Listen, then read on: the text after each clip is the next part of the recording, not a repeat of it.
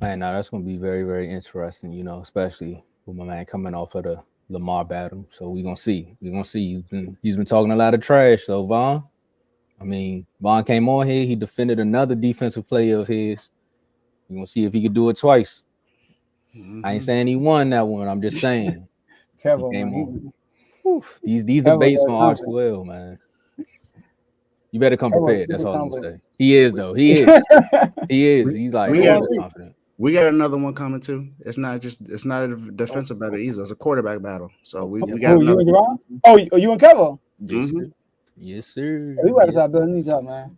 You know what I'm saying? We just sending messages out there, kind of like a couple of these ladies were sending messages to some of these new entries to the WNBA. Right after the UConn Iowa game, there was some words to be had. So we gonna bring it up right quick. But I just want to keep that up there for a second Oh, before I bring the video up. I wanted people to know they got to become all-star members, but okay. we just want to say Diana Taurasi, Caitlin Clark, I think y'all need to have a one-on-one, and then we could play the video. That's all I wanted to say before the video started. Y'all check this out,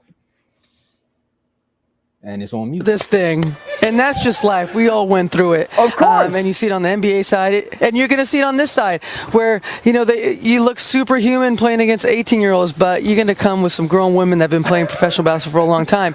Not saying that it's not going to translate, because when you're great at what you do, you're just going to get better.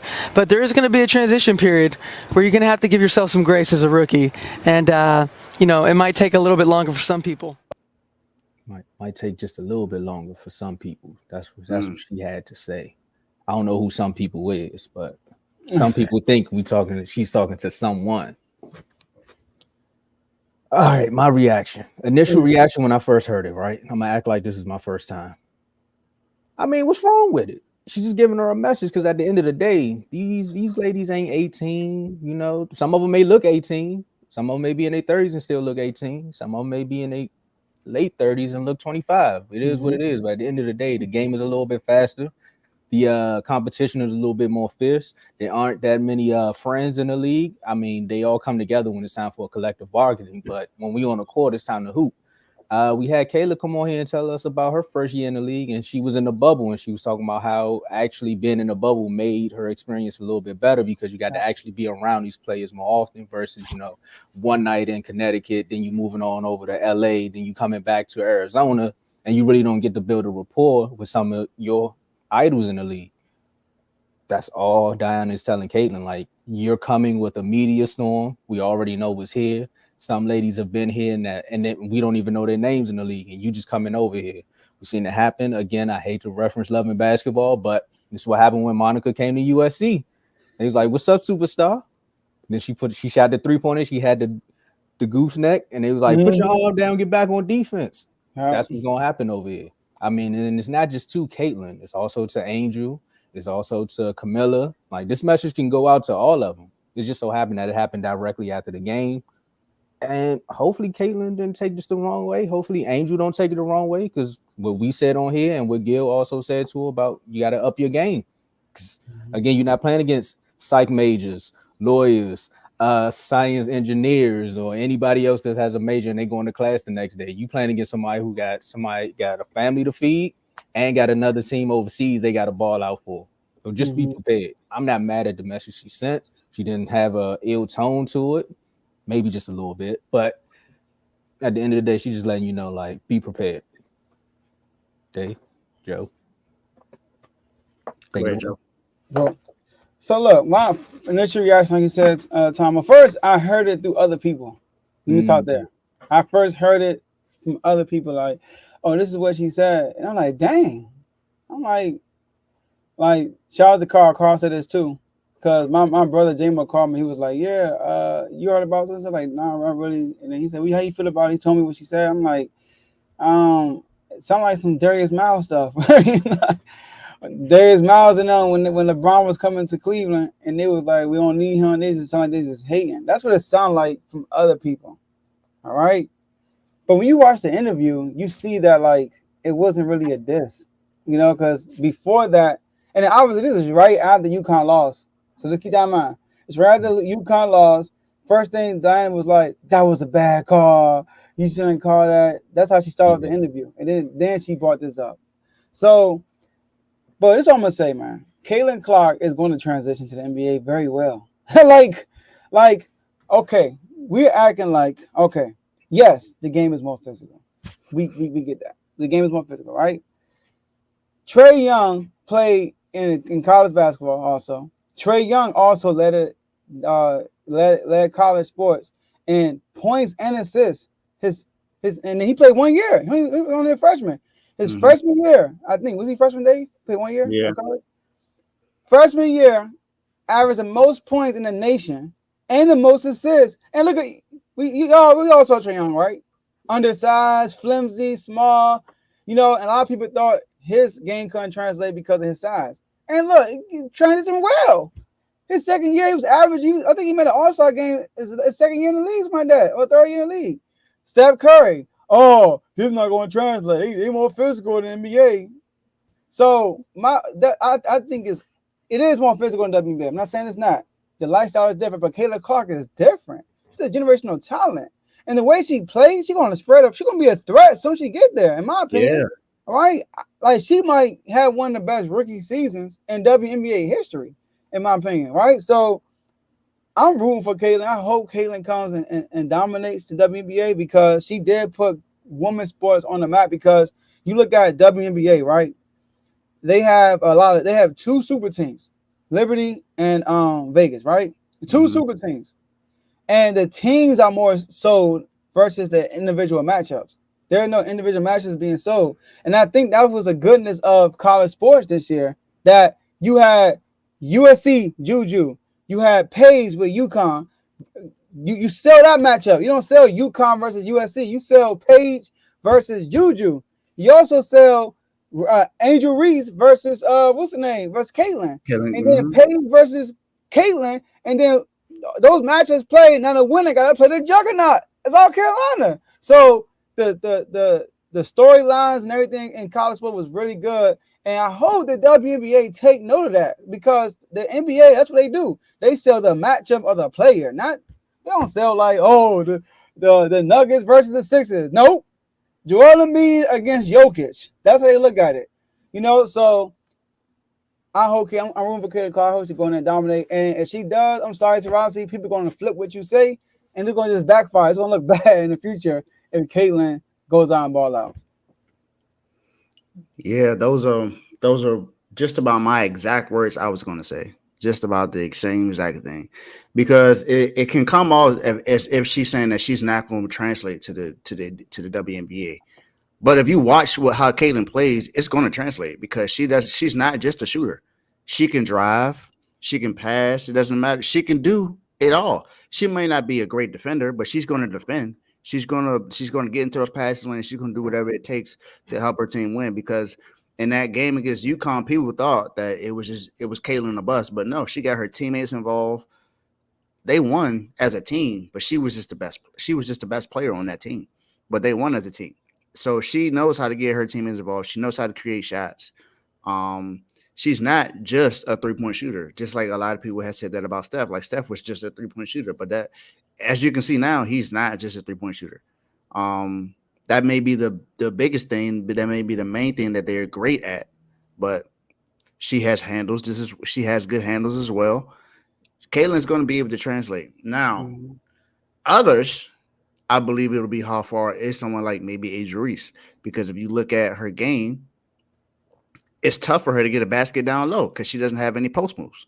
So that's something that she's going to have to develop if she wants to be what she was in college. Now that's not to say she won't be able to get buckets. I think she'll still be able to get some scoring, but if she wants to be dominant or be one of the better players in the league, then I think she has to do that.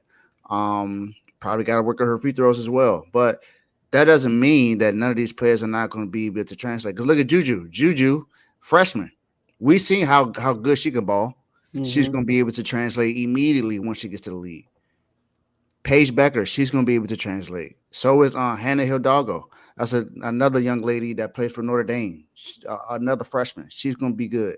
And then if you think about the comment about her playing against 18-year-olds. It's not just 18-year-olds on that team.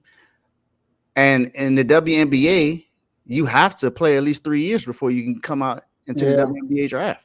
So that's how it is in college women's basketball. So it's not like she has a choice to come out after she's 18. She has to play 3 years, then she can decide to come out. So that's the thing. That was the same thing with Angel Reese, because Angel Reese was a junior this year as well. She could have came back every time, but she didn't.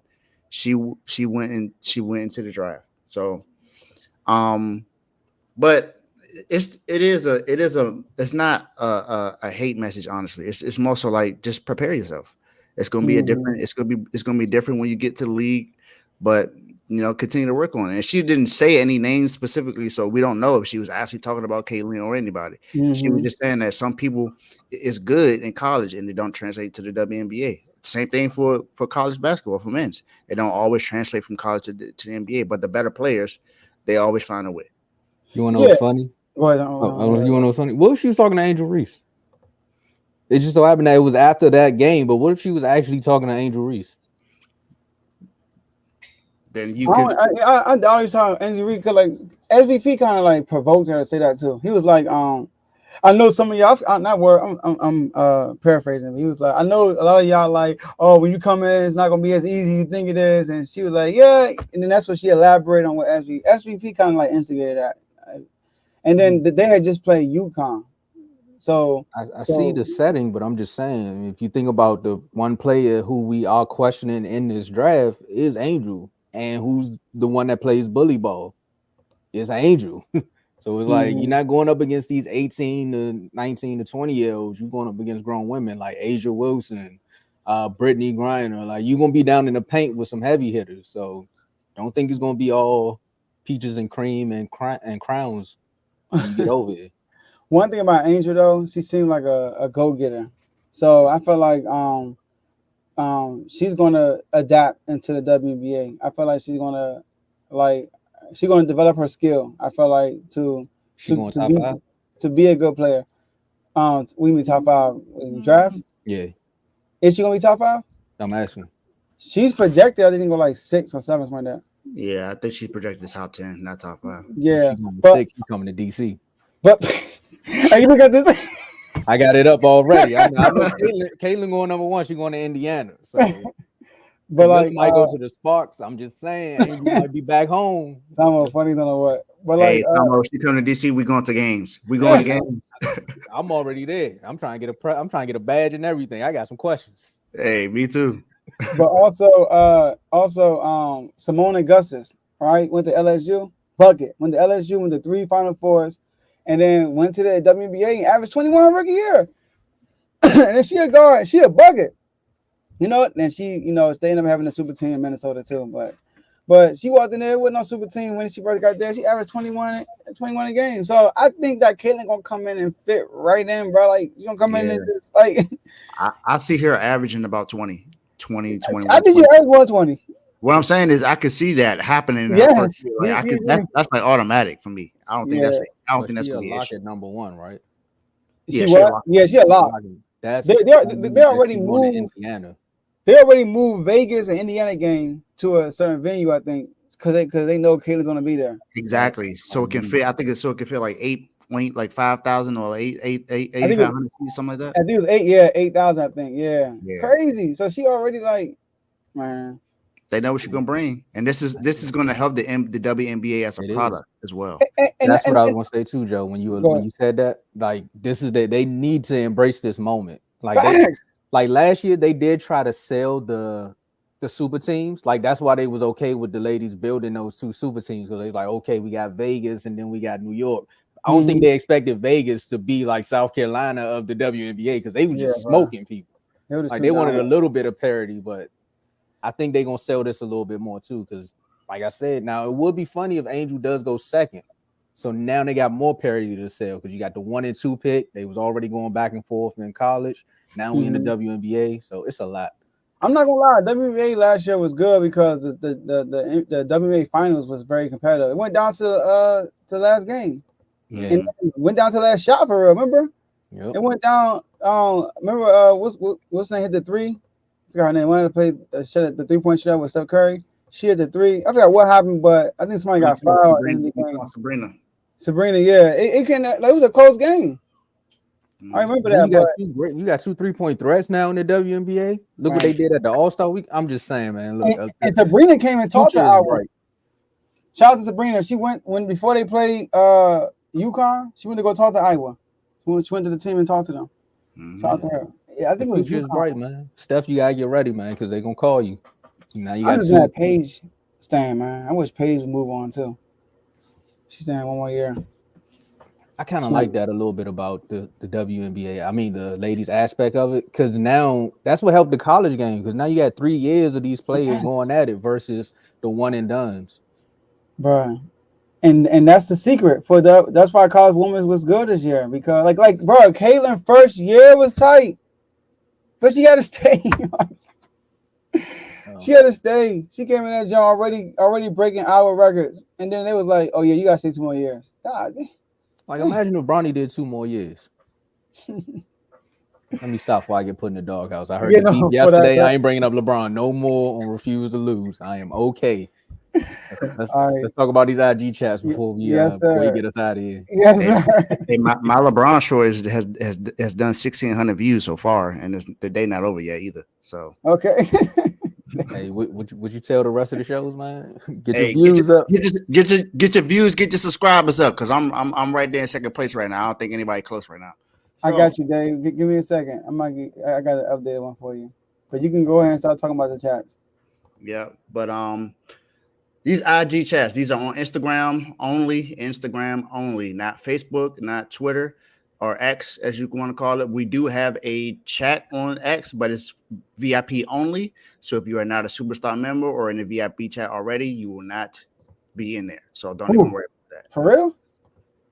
For real. How much for one chat? For one chat. How much for a day in the chat? A day in the chat. Ooh, if you don't get out of here, Chris Rock, I'm gonna get 2 days. I was about to say, good Lord, that's a lot of money. It's $2.99, man. For one chat. 5 cents. For 30 days? I'm gonna get 2 days.